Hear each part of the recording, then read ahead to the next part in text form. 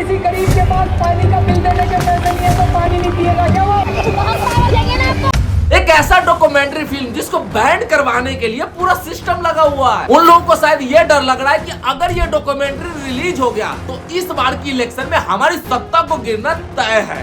देखो, इंडिया मात्र एक ऐसा डेमोक्रेसी कंट्री है जहाँ पे आप किसी भी गवर्नमेंट पे सवाल उठा सकते हो और ये आपका हक है, इसे कोई नहीं रोक सकता। मैं पहली बार सुन रहा हूँ कि एक प्राइवेट डॉक्यूमेंट्री फिल्म की स्क्रीनिंग पे रोक लगाया जा रहा है और इसका रीजन सिर्फ यही है कि यह डॉक्यूमेंट्री आम आदमी पार्टी पे बना हुआ है। तो क्या भारतीय जनता पार्टी इस डॉक्यूमेंट्री को रिलीज होने से डर रहा है? जब इंडियन सिनेमा में कोई फिल्म आता है तो कुछ पॉलिटिशियन उसे शेयर भी करते हैं, बल्कि यहाँ तक कि उसे अपने ट्विटर अकाउंट पे पोस्ट भी करते हैं। और यहाँ तक कि सबसे बड़ी बात यह है कि उस फिल्म का स्क्रीनिंग पार्लियामेंट में किया जाता है। लेकिन जब भी किसी डॉक्यूमेंट्री पे उस पार्टी की असलियत के बारे में बताया जाता है तो उस डॉक्यूमेंट्री को हमेशा के लिए बैन कर देते हैं। लेकिन आज मैं खुद इस डॉक्यूमेंट्री को अपने चैनल पे दिखाने जा रहा हूँ, क्योंकि भैया जीत हमेशा सत्य की होती है। और मुझे ये भी पता है कि अगर यह वीडियो वायरल हो गया तो मुझे तरह तरह के हरासमेंट को सहना भी पड़ेगा, क्योंकि भारतीय जनता पार्टी अपनी सत्ता को बचाने के लिए वो किसी भी हद तक जा सकती है। और मैं एग्री भी हूँ इनके साथ लड़ने के लिए, इसीलिए आप इस डॉक्यूमेंट्री को पूरा देखें और इसे शेयर भी करें। अरविंद केजरीवाल पहली बार सरकार बनाने में कामयाब हुए। 70 में 67 सीटें कोई सोच सकता है? 70 में 62 सीटें कोई सोच सकता है साहब? तो उसके बाद से विरोधियों को लगा कि नहीं भाई, ये तो जमीन पे जो है वो काम कर रहे हैं, लोग इनसे जुड़ रहे हैं।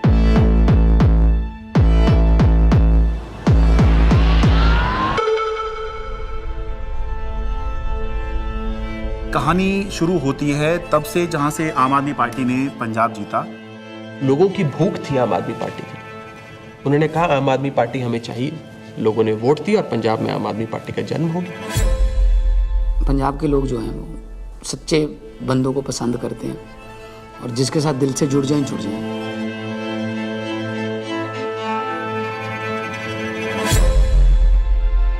आम आदमी पार्टी गुजरात को भविष्य देगी।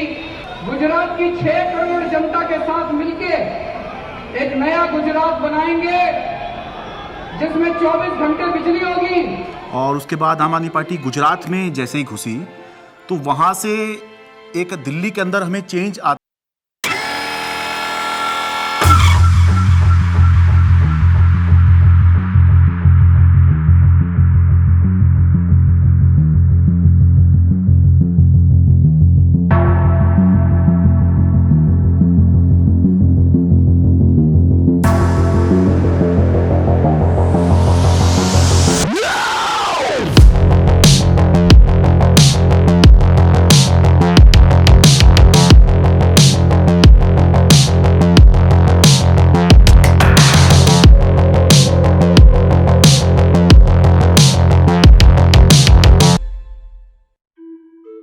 So it started, I think, with the arrest of Satyendra Jain ji, and मुझे लगता है कि ये स्ट्रैटेजी उनकी शायद रही होगी कि जो भी अरविंद केजरीवाल के सिर्फ आईज, ईयर्स, आर्म्स, हैंड्स, जो पूरी टीम है, कि अगर हम उस टीम को डिकैपिटेट कर देंगे तो हो सकता है कि काम रुक जाए। टेबल में बैठे होंगे बीजेपी के 3-4 लोग बड़े बड़े, बोले यार अब केजरीवाल को बेईमान साबित करने का क्या तरीका।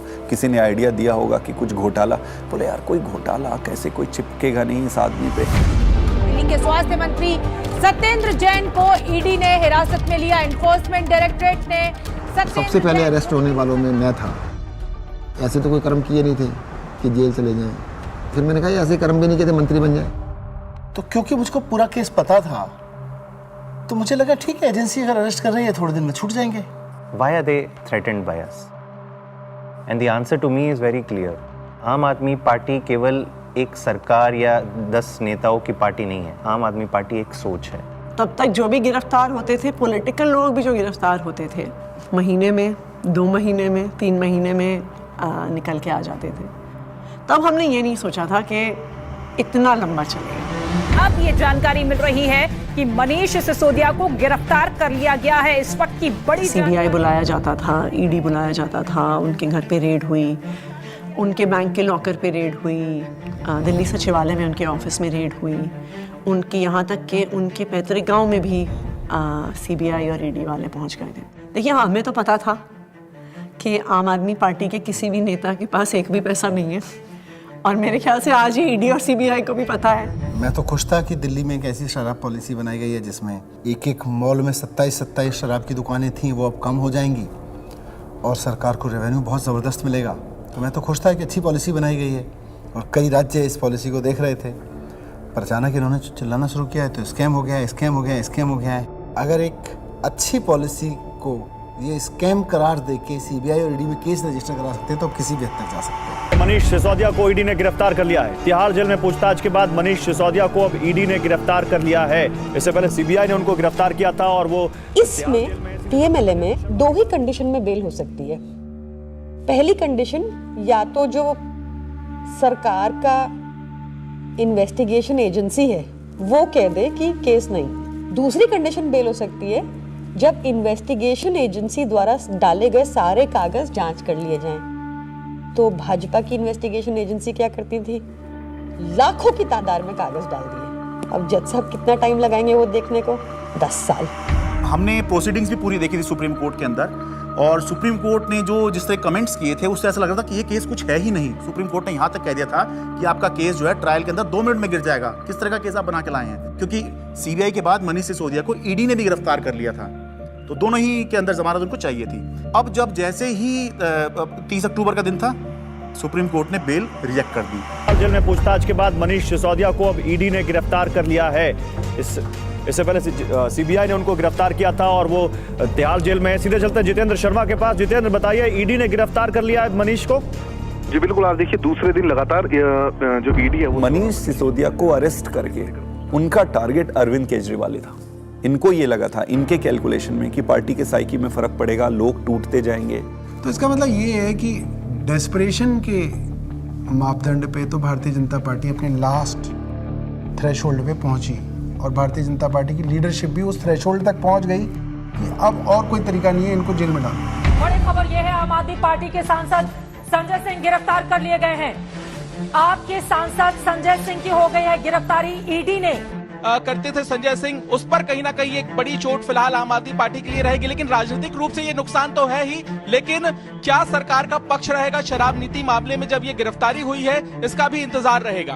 अब ये अपने आप में काफी ज्यादा तो भगत सिंह ने अपनी किताब में लिखा कि उनके छोटे भाई जब उनसे मिलने आए, फांसी की सजा हो चुकी थी तब तक, उन्होंने लिखा कि उन्हें ये फिक्र है हरदम नया तर्जे जफा क्या है। जफा मतलब अत्याचार। उन्हें ये फिक्र है हरदम नया तर्जे जफा क्या है, हमें भी शौक है देखें सितम की इंतहा क्या है। इस सरकार के ऊपर बिल्कुल फिट बैठता है कि ये सितम करने पे आए हैं और हम इनकी सितम की इंतहा देखना चाहते हैं। 2200 करोड़ रुपए की रिश्वत खिलाई अडानी ने। Nothing is going on record. 2200 crore रुपए की रिश्वत आपके अधिकारियों को। संजय जी, 2200 करोड़ की रिश्वत। संजय जी प्लीज। सर वो क्या बोल रहे हैं सर? वो आप इधर बोलेंगे कि उधर बोलेंगे? जिस तरीके से पार्लियामेंट में और पार्लियामेंट के बाहर अगर अरविंद केजरीवाल और पार्टी के वॉइस को एक स्ट्रक्चर करके जनता और देश के सामने रख रहे थे, बीजेपी उससे बहुत इरिटेटेड और फ्रस्ट्रेटेड थी। मैंने तो अपने घर के सामने एक बैनर भी लगवा दिया था कि फक्कड़ हाउस में ईडी का स्वागत है। अब कहानी जो है अलग लेवल पहुंच गई। अरविंद केजरीवाल भी ये बात समझ रहे थे कि जब एक के बाद एक नोटिस आ रहे हैं तो देर सवेर ईडी जो है उनको गिरफ्तार करने आएगी। हमारा एक व्हाट्सएप ग्रुप है पार्टी की लीडरशिप का, जिसमें एक खबर आई थी कि ईडी वाले अरविंद जी के घर पहुंच गए हैं 6 फ्लैग स्टाफ रोड पे। एंड मुझे याद है मैंने ओबरॉय के फ्लाईओवर के नीचे से फिर हमने गाड़ी का यू टर्न लिया था और फिर 6 फ्लैग स्टाफ रोड जो सिविल लाइंस में है वहाँ पे पहुँचे थे। मुझसे पहले सौरभ भारद्वाज पहुँचे थे वहाँ पे। इतने में उन्होंने बैरिकेडिंग दोनों तरफ कर दी, बट मैं बैरिकेडिंग से पहले ही जो है वो अंदर पहुँच गया था। मैं वो मेरे को अंदर से किसी का मैसेज आया which was very sad thing to imagine.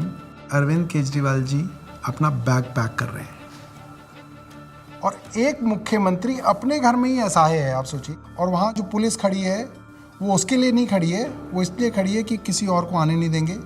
उसके यहाँ जो ईडी के जो अफसर हैं वो उसको कह रहे हैं कि अब आप बैग पैक कर लो, आपको अरेस्ट कर रहे हैं। ईडी दफ्तर ले जाया जा रहा है अरविंद केजरीवाल को।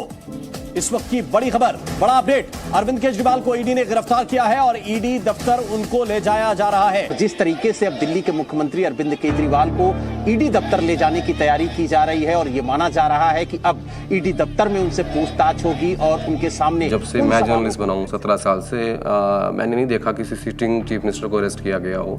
तो मेरे मन में एक बात अंदर से आई कि पार्टी खत्म नहीं होने थी, सरकार नहीं खत्म होने थी। तो उस समय जो बाहर थे, जैसे संदीप पाठक बाहर थे जो संगठन के काम देखते हैं, हमारे जो कैबिनेट के जो साथी थे, आतिशी थी, सौरभ भारद्वाज थे, हमारे सोशल मीडिया के जैस्मिन थे।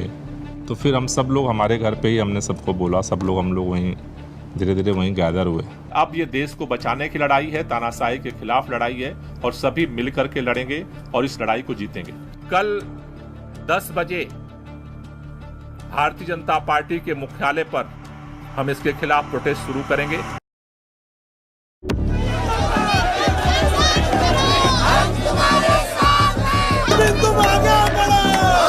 सबसे पहले मैं पहुंचा वहां, हुआ ये कि लोग पार्टी ऑफिस चले गए और हम और दुर्गेश पाठक जी जो ITO वाला चौराहा है उस पर रुक गए।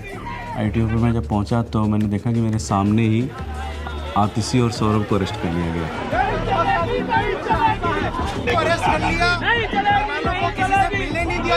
कोई वहाँ पे प्रोटेस्ट करने आता, 4 लोग सड़क पे बैठते, 4 लोगों को बस में बिठाते, बस भेजते।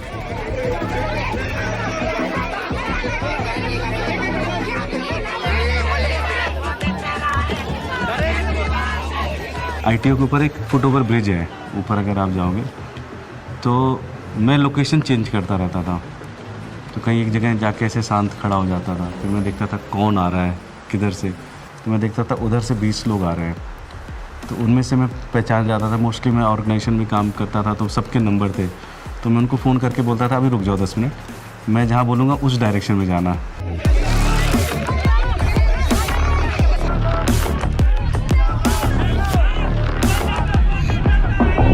कोई एक डिक्टेटोरियल लीडर है और वो चुनाव से पहले सारे ऑपोजिशन के नेताओं को गिरफ्तार करा लेता है और फिर कहता है कि जी मुझे तो 99% वोट्स आ गए, मैं popularly and democratically elected leader हूँ।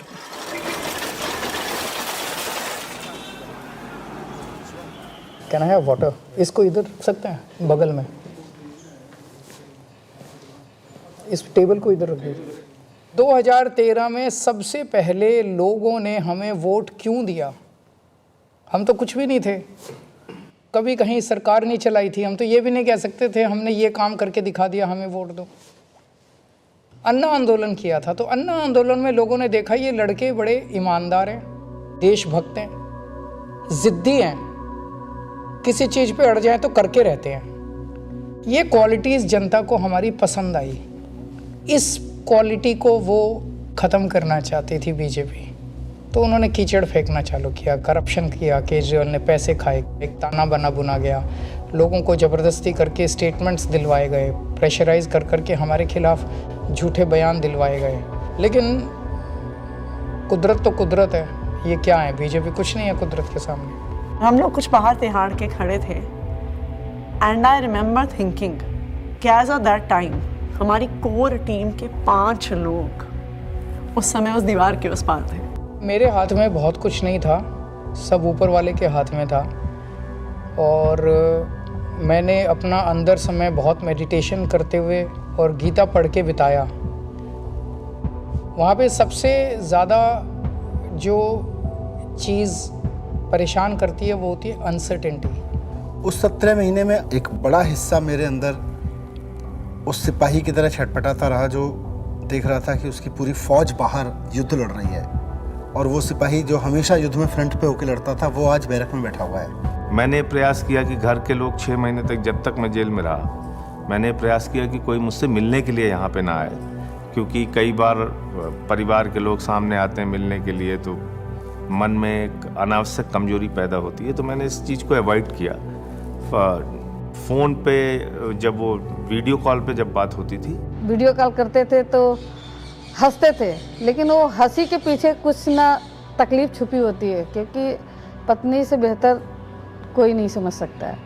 लेकिन हम लोग को लगता है चलो वो अगर दिखा रहे हैं तो हम लोग को भी ऐसे ही दिखाना है। तो हमारे जैसे बच्चे भी आ गए थे तो सारे लोग सब हैप्पी फील करते थे कि पापा हम लोग ठीक है, आप परेशान मत होना और आप ठीक से रहो। एक बारी ना कपिल मिश्रा ने आरोप लगाया था 2 करोड़ का कि सत्येंद्र जैन ने अरविंद केजरीवाल को 2 करोड़ की रिश्वत दी। तो मेरी बेटी स्कूल में पढ़ती थी तो उसका नाम स्कूल में 2 करोड़ ही रखा गया था। तो बच्चों के लिए बहुत, मुझे लगता है ये दौर ऐसा चल रहा है जिसमें कि बच्चों को भी स्पेयर नहीं किया जा रहा है। फैमिली के अंदर अभी तक क्या होता था कि अगर पॉलिटिक्स है तो 2 पॉलिटिकल पार्टीज़ के बीच में, अपोनेंट्स के बीच में, उसमें फैमिली इन्वॉल्व नहीं होती थी। अब थोड़ा सा लेवल कुछ ज़्यादा ही नीचे आ गया है। नहीं, जब जेल में था तो परिवार को तो मिस नेचुरली करते ही हो आप, और विशेष रूप से जब आपकी वाइफ बीमार हो, आपका बेटा भी केवल कॉलेज में पढ़ता हो। तो उसने एक चिट्ठी लिखी, उसमें उसने बोला कि अगर आप इस वक्त मेरी चिंता करोगे, अगर आप इस वक्त इस बात को लेके चिंता करोगे कि मैं परेशान हूँ, तो फिर ये मेरी देशभक्ति पे सवाल है। तो मुझे लगा यार बेटा तो बड़ा हो गया। आपने अगर मेरी चिंता में ज़रा भी वक्त ज़ाया किया तो फिर वो मेरी देशभक्ति का अपमान होगा। That would be a insult to my patriotism कि अगर मैं देश के सबसे अच्छे शिक्षा मंत्री को ये विश्वास नहीं दिला पा रहा कि आप अपना काम करो, मैं यहाँ पे एकदम सेट हूँ, आपको मेरी चिंता बिल्कुल करने की ज़रूरत नहीं है, तो that would be an insult to my patriotism and I felt that, I even feel that today. Phone आता था, 5 मिनट का फ़ोन होता था वो डेली जो आता था, तो उसमें ऐसा तो नहीं है कि मैं ये कह दूँ कि मैं बीमार बहुत हूँ या मैं कुछ भी हूँ, हाँ सब ठीक है, खाना खा लिया, हाँ इतना होता था। जो ड्रेडेड क्रिमिनल्स होते हैं ना, उनको सोलिटरी कन्फाइनमेंट में 2 हफ्ते से ज़्यादा नहीं रखते, उसको इनह्यूमन माना जाता है। तो मुझे लगातार कई महीने तक सेकेंड फेज़ के अंदर सोलिटरी कन्फाइनमेंट में रखा गया। सॉलिटरी कन्फाइनमेंट में आप जेल ऑफिसर्स और मेडिकल स्टाफ, इनके अलावा आप किसी से बात नहीं कर सकते। सो आई वॉज ऑल अलोन। आपको चाहिए कोई बात करने के लिए, गप्पे मारने के लिए, अपने मन की भड़ास निकालने के लिए, कुछ भी बोलने के लिए, वो अलाउड नहीं था। मतलब 2 जालियों के बीच में से बात करें, शीशा लगा हुआ है, इधर से फ़ोन पे मैं उधर से हूँ, एक चीफ मिनिस्टर हूँ, दूसरे चीफ मिनिस्टर से मिलने आया हूँ, सिटिंग दोनों। जेल नंबर 1 में मैं था, जेल नंबर 2 में अरविंद जी थे, उसके बीच में एक दीवार थी। कभी कभी लगता था आवाज़ दो ज़ोर से तो हो सकता है पहुँच जाए उधर। कई बार जेल के अंदर जब ऐसे मौके आते थे, ऐसे मोमेंट्स आते थे जब आदमी कमज़ोर फील करता था, तब मुझे लगता था यार मनीष की तरफ मैं सोचता था कि मनीष को 1.5 साल हो गया, उसकी तो वाइफ भी इतनी बीमार है, वो नहीं टूटा, सो हमें भी हिम्मत रखनी है। ये बड़ा वो था कि उन्होंने मेरी दवाइयाँ रोक दी। 15 दिन के लिए मैं शुगर का पेशेंट हूँ और 10 साल से मैं इंसुलिन पे हूँ, और 15 दिन उन्होंने मुझे इंसुलिन दी, मेरा शुगर 350 400 पहुँचने लग गया। जब जयप्रकाश नारायण इमरजेंसी के दौर में जेल गए थे, जब वो जेल गए थे उनकी दोनों किडनी ठीक थी, और 4 महीने बाद जब वो जेल से बाहर आए उनकी दोनों किडनी ख़त्म हो चुकी थी। Mr. Kejriwal, in fact, wrote to Tihar jail authorities alleging that he was not being administered insulin despite flagging his peaking sugar levels. ये जेल वाले कहते थे कि इंजेक्शन नहीं देंगे, प्रिस्क्राइब नहीं है। पता नहीं कितने साल से वो इंजेक्शन ले रहे थे, सब प्रिस्क्राइब्ड था। भारतीय जनता पार्टी के कहने पर अरविंद केजरीवाल जी की इंसुलिन रोके हुए हैं। ऐसा लगने लगा कि यार क्या ये जेल में रख के इनको मारने का प्लान बना रहे हैं। क्योंकि पॉलिटिक्स एक अलग होती है, लेकिन पॉलिटिक्स का मतलब ये नहीं होता है कि मैं आपको निपटा ही दूंगा। तो ये इंसुलिन वाली बात जो है, ये तो निपटाने वाली बात है। विरोधी होते हैं राजनीति में, लेकिन दुश्मन नहीं होते। कोर्ट के आदेश पर डॉक्टर्स की कमेटी बनती है, उसके बाद जो है इंसुलिन दी जाती है। आम आदमी पार्टी का मोराल जो था वो डाउन था। क्यों? कि आम आदमी पार्टी जो है वो 2 चीज पे चलती है, केजरीवाल का नाम और वॉलंटियर का काम। वो दौर थोड़ा ऐसा था कि लगा था कि अब आम आदमी पार्टी जो है वो अब बचेगी नहीं, क्योंकि केजरीवाल के बाद कौन। कई बार ऐसे क्षण आए, ऐसे मोमेंट्स आए जब लगा कि अब तो सब खत्म हो गया, अब सब बर्बाद हो गया, अब there is no coming back from this, we have hit rock bottom.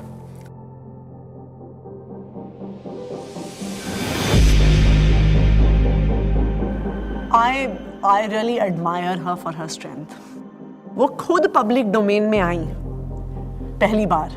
मुझे लगता है कि शायद रामलीला मैदान में जब उन्होंने बोला होगा, that was probably the first time that she ever gave a political speech.